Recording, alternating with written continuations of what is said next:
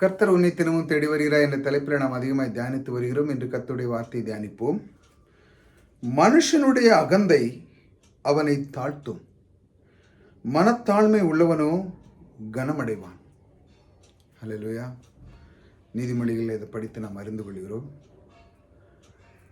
மனுஷனுடைய அகந்தைன்னா அதில் நிறைய விஷயங்கள் சொல்லலாம். கோபம், பொறாமை, ஈகோ, இந்த மாதிரி எண்ணங்கள் உடையவன் அவன்தான், நான் தான் அப்படிங்கிறது ஒரு தன்மை கொண்டு உள்ளவன்.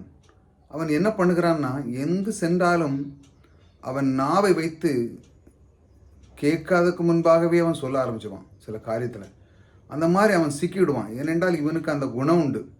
பொறாமை குணம், இந்த ஈகோ குணங்கள், கோப குணங்கள். கோபம் சிலவங்கள்லாம் சில விஷயங்கள்லாம் பேசுறதுக்கு முன்பாக கோபப்பட்டுருவாங்க. முழுமையாக கேட்கவே மாட்டாங்க. என்ன சொல்ல வராங்க அப்படி இல்லை, நீ ஏன் என்ன சொல்லுது அப்படின்னு அந்த அளவுக்கு அவங்களுக்கு கோபம் வந்துடும். அப்படிப்பட்ட ஒரு குணம் இருக்கிறவர்களுக்கு என்ன நடக்க பாருங்க. அகந்தை அவனை தாழ்த்தும். அவனுடைய வாழ்க்கையிலே தாழ்மைக்குள்ளே கொண்டு வந்துடும். அவனுக்கு பொருளாதாரத்தில் நெருக்கடி வரும், சுகம் இருக்காது, நோய் நொடிகளோடு இருப்பான். ஏனென்றால் அவன் அதை கற்றுக்கொள்ளவில்லை. எப்படி பேச வேண்டும், எப்படி நாம் யாரிடம் கோபப்படக்கூடாது, யாரிடம் கோபப்பட வேண்டும், இப்படிப்பட்ட விஷயங்களை அவன் கற்றுக்கொள்ளவில்லை. ஆகையால் அவனுக்கு தாழ்வு கிடைக்கிறது. தாழ்வு என்றால் அவன் ரொம்ப கீழ்த்தங்கியான நிலைமைக்கு போயிடும். ஏனென்றால் அவன்கிட்ட நிறைய தவறான குணங்கள் வச்சுருக்கான். எப்படி சொன்னோம்னா அவங்களுக்கு கோபம், ஈகோ, பொறாமை எண்ணங்கள், மற்றவர்களை பார்த்தால் அவனுக்கு ஒரே எரிச்சல், இந்த மாதிரி அகந்தை. அதான் சொல்கிறாரு, மனுஷனுடைய அகந்தை அவனை தாழ்த்தும். இந்த எண்ணங்கள் உடையவன் என்ன பண்ணுறான்னா, அவனுடைய வாழ்க்கையிலே வீட்டிலே சுகத்தை சுதந்திரித்து கொள்ள முடியாது, ஐஸ்வர்யம் கொண்டு வர முடியாது, வீட்டிலே சமாதானத்தை கொண்டு வர முடியாது. இந்த மாதிரி அவனுக்கு கொண்டு வர முடியாது. இதையெல்லாம் கற்றுக்கொள்ள வேண்டும் என்றால் அவன் தேவனிடத்திலே வர வேண்டும்.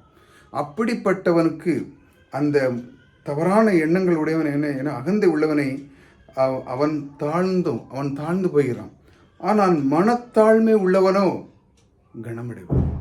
இந்த மனத்தாழ்மை உள்ளவன் அப்படிங்கிறது என்ன கொண்டு வருதுன்னா,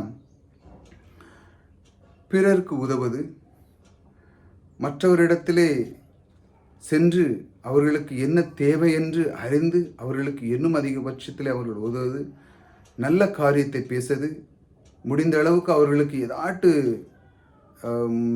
உதவி புரிகிறவர்களுக்கு ஹெல்ப் பண்ணுறது. இப்போ என்னால் முடியலன்னா நான் ஒரு ஆள்கிட்ட சொல்கிறேன், அந்த ஆள் மூலமாக உங்களுக்கு கண்டிப்பாக இது நன்மை கிடைக்கும் அப்படிம்பாங்க. ஒரு சொல்லுவாங்க, இந்த டாக்டர்கிட்ட போங்க, நான் அந்த சொன்னேன், அந்த மாதிரி உங்களுக்கு கண்டிப்பாக சுகமாயிரும் அப்படின்னு உதவுற அவங்க தாழ்மை. அதாவது எனக்கு மட்டுமல்ல, நீனும் அதை சுகம் பெற்று இந்த பூலோகத்திலே நீனும் சந்தோஷமாக இருக்கணும் அப்படிங்கிறது ஒரு எண்ணங்களை அவங்க உருவாக்கி கொள்வாங்க. அது எங்கிருந்து வந்தது? தேவனுடைய வார்த்தையிலிருந்து அவர்கள் கற்றுக்கொண்டார்கள்.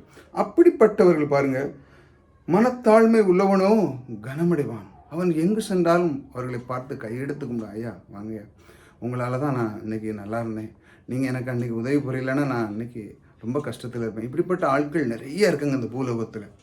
அந்த குணங்களை கொண்டு வரும்பொழுது அவர்கள் எங்கு சென்றாலும் அவர்களுக்கு கனம் கிடைக்கும். ஒரு இடத்துல போனீங்கன்னா ஐயா உட்காருங்க அப்படின்னு எந்திரிச்சு அவங்களுக்கு சீட்டு கொடுப்பாங்க. அந்த மாதிரி ஒரு கனத்தை அவன் கற்றுக்கொள்கிறான். அவன் தேவனிடத்தில் வார்த்தையிலிருந்து அவன் கற்றுக்கொள்கிறான். இந்த அண்ட சராசரி படைத்தவரே எனக்குள்ள இருக்கிறார், இந்த எல்லாத்தையும் கொடுக்கிறவர் எனக்குள்ள, வார்த்தையின் தேவன் எனக்குள்ள இருக்கிறார். இப்படி ஒவ்வொன்றையும் அவன் பைபிளிலிருந்து எடுத்து சார அம்சத்தை எடுத்து அவன் அதை தேவன் அந்த வார்த்தை எடுத்து அவன் மனதுக்குள்ளே வைக்கும்போது அவனுக்கு தாழ்மை மனப்பாங்கு வந்துவிடும். ஈகோ வராது, பொறாமை வராது, எரிச்சல் வராது. ஏனென்றால் தேவன் உள்ளுக்குள்ளே ஆளுகை செய்கிறவனுக்கு அவன் இடம் கொடுத்து விட்டான்.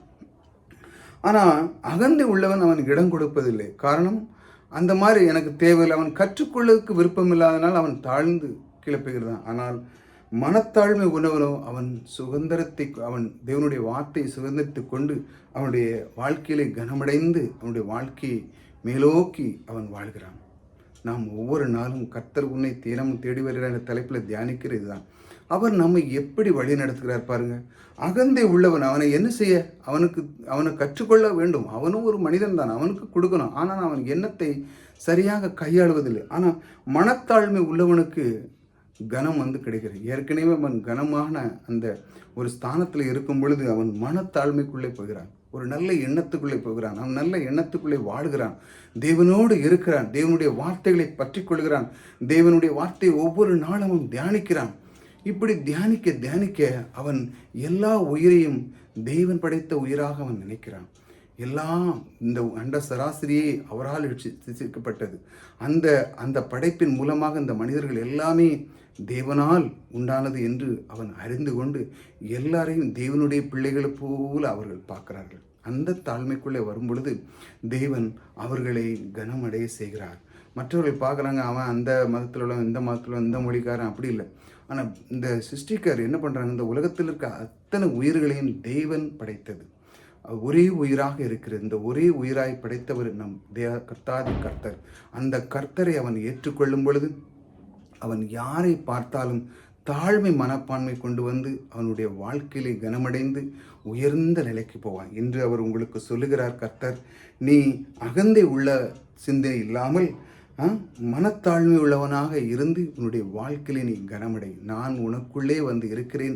இந்த கனப்படுத்துகிற தேவன் உங்களுக்குள்ளே இருக்கிறாருங்க. நீங்கள் ஒரு நாளும் கவலைப்படாதுங்க.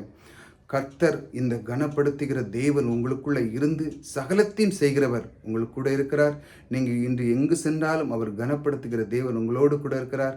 கர்த்தர் உங்களை ஆசீர்வதிப்பார்.